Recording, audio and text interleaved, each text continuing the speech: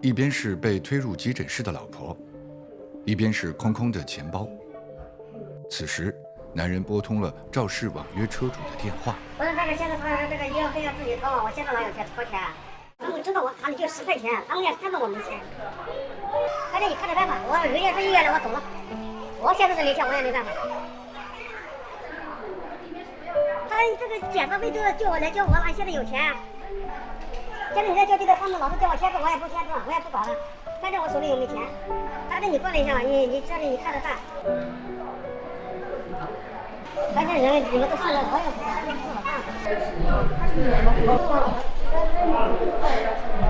这他得自己签，我也不签了。不是跟你撞不撞人没关系的，也不用肇事方签，这是你们自己仔细清楚签的。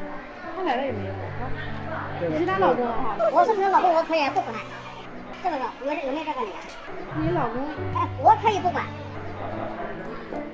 因为我对这一窍不通啊。不是，人是他撞的，车是他撞的，怎么弄？我现在跟你讲的是，现在我也搞了违法，我得来叫我来付费，我搞得我都。